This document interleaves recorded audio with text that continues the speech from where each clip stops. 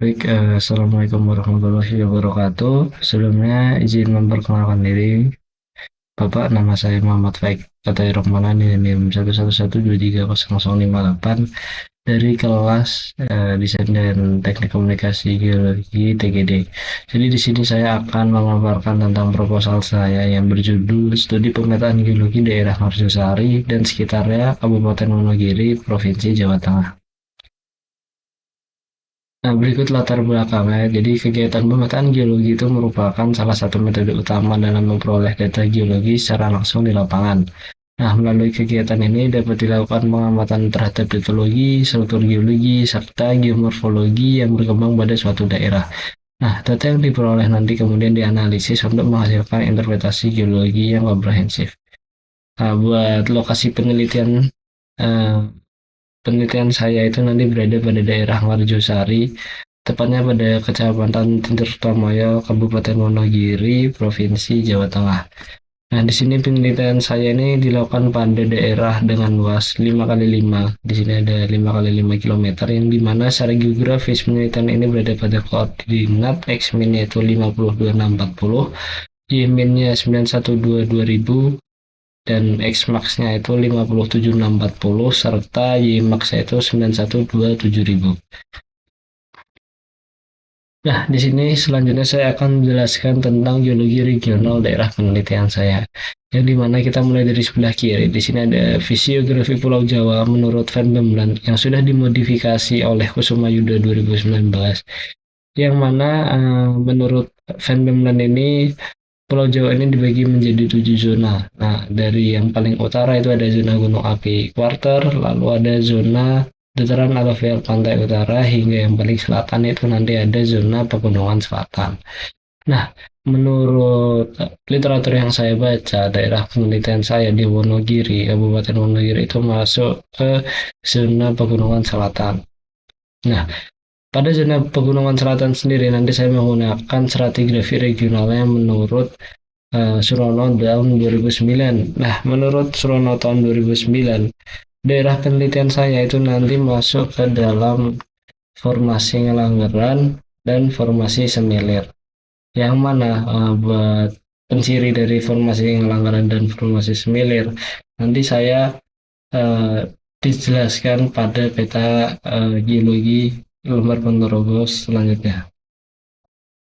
Nah, dari peta geologi lembar Ponorogo ini, menurut Sampurna dan Samudra 1997, lokasi penelitian saya ini nanti dia berada di sebelah eh, barat daya.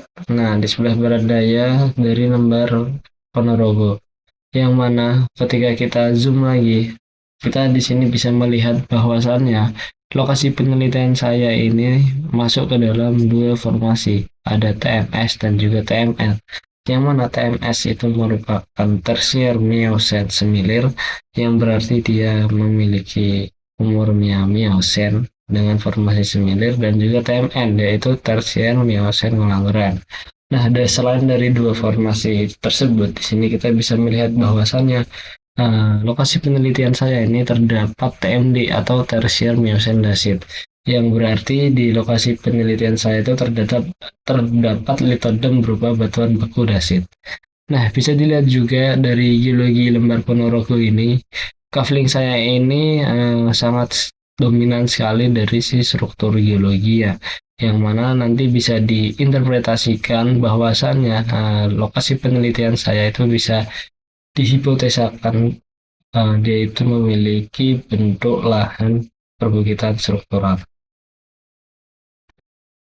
Nah, buat maksud dan tujuan dari penelitian ini, jadi penelitian ini dilakukan dengan maksud untuk mengumpulkan data geologi yang meliputi geomorfologi, stratigrafi, sebaran mitologi, dan struktur geologi yang kemudian dijadikan menjadi sejarah geologi.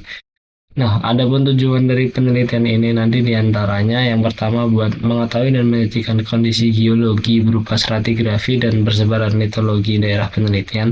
Yang kedua itu untuk mengetahui dan menyajikan kondisi geomorfologi daerah penelitian. Yang ketiga untuk mengetahui dan menyajikan data struktur geologi daerah penelitian. Dan yang keempat untuk mengetahui dan menyajikan sejarah geologi daerah penelitian berdasarkan hasil analisis tujuan sebelumnya. Nah, berikut buat metodologinya. Nanti dari mulai di sini kita ada tahap sebelum lapangan dan juga ada studi literatur atau studi pustaka yang dimana pralab ini kita nanti akan menghasilkan peta-peta pralab ini. Selanjutnya kita lapangan. Di lapangan kita mengambil data kuantitatif dan juga data kualitatif yang berupa data-data deskripsi dan juga data berupa data-data angka. Nah, selanjutnya setelah lapangan kita melakukan pengolahan data dan analisis data lapangan yang dimana nanti bakal dilakukan analisis profil dan juga ada analisis petrografi dan juga ada analisis struktur. Nah, dari ketiga analisis ini nanti kita mendapatkan output berupa geologi daerah penelitian yang mana seharusnya update dari peta geologi dan peta geomorfologi tentatif tadi. Selanjutnya kita membuat laporan dan juga selesai. Nah, kesimpulannya, jadi geologi regional daerah penelitian itu termasuk ke dua zona, yaitu ada TMS dan TMN tadi, formasi similar dan juga formasi langgaran, dan juga adanya litodem berupa intrusi dasit di dalamnya. Yang kedua itu dilihat dari geologi regional, nanti geomorfologinya itu mungkin sangat dipengaruhi oleh struktur geologi, yang mana nanti memungkinkan untuk membentuk perbukitan struktural. Dan yang ketiga itu nanti struktur geologi yang berkembang di daerah penelitian tadi bisa dilihat bahwa bahwasannya memiliki arah tegasan utama relatif berarah utara-selatan. Dan yang keempat, sejarah geologi daerah penelitian diawali dengan pengendapan semilir berupa batu pasir atau tuf dan dalam lingkungan laut dan dalam fase atau umur Miocene awal. Kemudian diikuti oleh aktivitas vulkanisme yang menghasilkan satuan pelanggaran pada Miocene awal hingga Miocene tengah, yang mana setelah itu nanti daerah mengalami deformasi tektonik yang menghasilkan struktur geologi dan diakhiri oleh proses pelapukan sehingga membentuk kondisi geomorfologi saat ini. Nah, terima kasih.